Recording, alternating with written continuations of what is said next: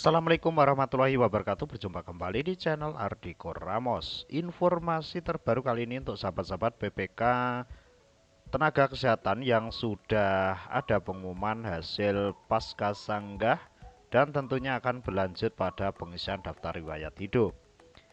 Ada satu hal yang penting yang akan kita kabarkan kali ini terkait dengan pengisian daftar riwayat hidup, lengkap sekali dan sesuai dengan peraturan perundang-undangan.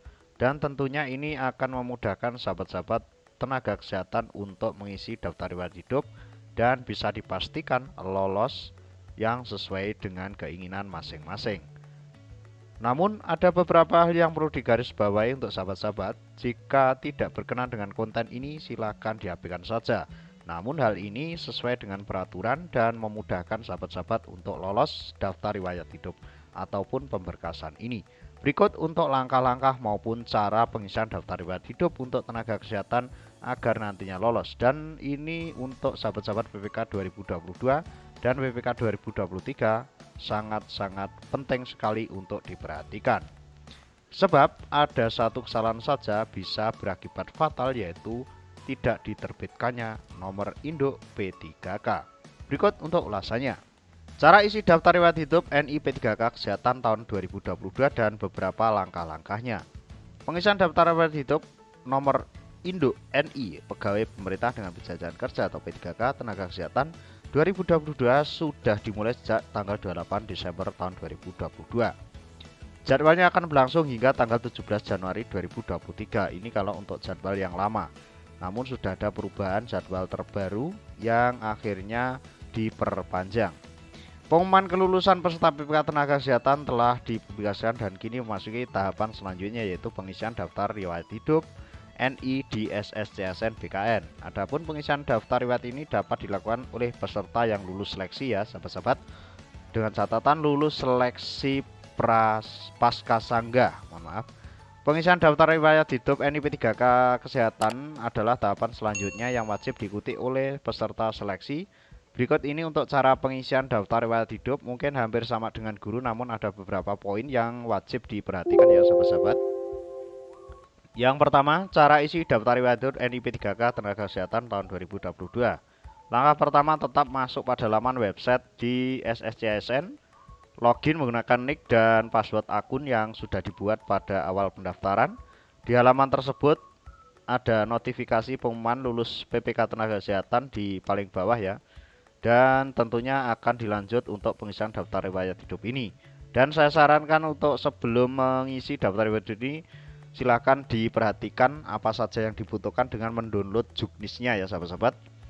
Pilih ya jika berkenan segera untuk pemberkasan, namun jika tidak berarti mundurkan diri. Ingat-ingat, pilih ya untuk melanjutkan pemberkasan dan jangan sampai dipencet tidak karena akan dianggap mengundurkan diri oleh sistem.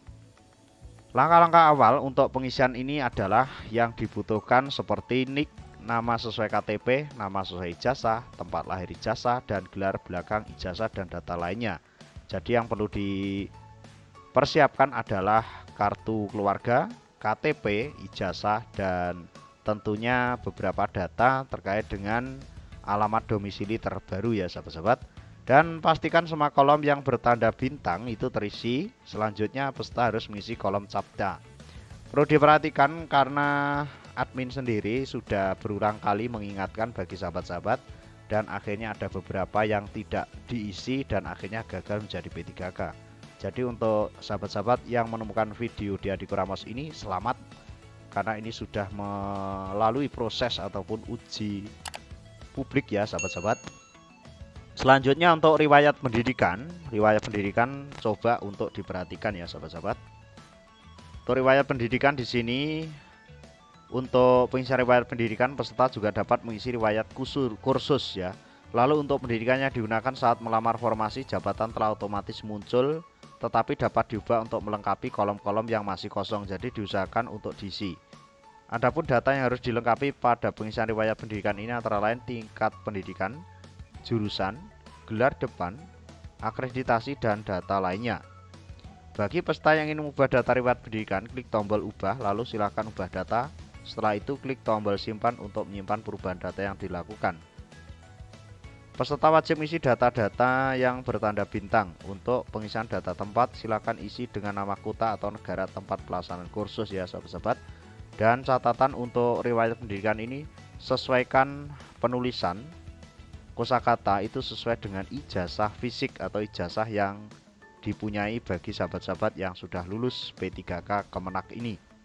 Selanjutnya untuk langkah ketiga yaitu riwayat pekerjaan. Pada halaman ini peserta diwajibkan mengisi riwayat pekerjaan jika ada, penghargaan jika ada, dan prestasi jika ada. Untuk riwayat pekerjaan terdapat kolom yang tersedia seperti perusahaan, jabatan, tanggal mulai dan tanggal selesai, dan seterusnya. Sementara untuk riwayat penghargaan terdapat kolom lencana penghargaan, nomor surat keputusan, tanggal SK, dan seterusnya. Kemudian untuk riwayat prestasi, peserta dapat mengisi nama prestasi, tingkat, dan tahun. Jika ini menambahkan riwayat pekerjaan, silakan klik tombol tambah riwayat pekerjaan. Begitupun dengan riwayat penghargaan dan prestasi. Untuk riwayat pekerjaan ini biasanya diisi tempat kita WB atau menjadi honorer ya sahabat-sahabat, seperti itu diisi. Selanjutnya untuk riwayat keluarga ini diisi seperti video sebelumnya ya sahabat-sahabat. Sudah saya cuil ya, sudah saya jelaskan sedikit.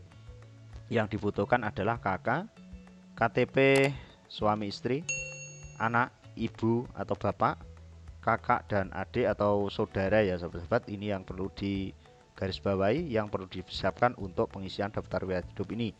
Jadi yang dibutuhkan kakak kita, KTP istri atau suami, setelah itu KTP adik atau kakak kita atau saudara kita, itu yang diperlukan. Jika ingin menambah data pasangan, silakan klik tombol tambah riwayat suami atau istri ya sahabat-sahabat. Jika pasangan bukan PNS, silakan kolom-kolom yang diberi tanda bintang secara lengkap. Jadi yang bertanda bintang wajib diisi ya sahabat-sahabat. Jangan lupa tetap diisi. Kalau sampai tidak diisi, kegagalan bisa berakibat fatal bagi masa kerja atau masa depannya sahabat-sahabat yang sudah dinyatakan lulus. Untuk organisasi di sini, untuk langkah 5, peserta wajib mengisi riwayat organisasi jika ada dan mengisikan data lain-lainnya dibutuhkan. Peserta dapat melihat petunjuk pengisian data keterangan lainnya yang ada pada box berwarna kuning. Jadi dimohon untuk sebelum mengisi silakan dicek dulu ataupun dibaca dulu pada box berwarna kuning di bawah. Untuk lebih jelasnya nanti kalau ada pertanyaan silahkan komentar di bawah video ini. Sekarang untuk nomor 6 ini yang paling vital sekali ya sahabat-sahabat. Langkah selanjutnya peserta diwajibkan melakukan 2 kali klik cetak daerah yang telah diisi dengan tombol cetak daerah perorangan dan cetak daerah riwayat. Ini dua-duanya dicek, di download ya, dicetak. Selanjutnya menulis data-data yang diharuskan untuk ditulis tangan di daerah yang telah dicetak dan mendatangani daerah. Saran untuk penulisan ini diusahakan sejelas mungkin dan disesuaikan dengan tulisan yang dicetak dari akun SSCatan atau dari daerah. Jadi sesuaikan saja. Setelah itu wajib untuk diunggah kembali dengan SSCSN. Untuk besarannya sudah kita bagikan di video mungkin sekitar 9 atau 10 bulan yang lalu ya sahabat-sahabat. Peserta masih dapat melakukan perubahan pengisian data sebelum klik tombol akhiri proses pengisian daerah.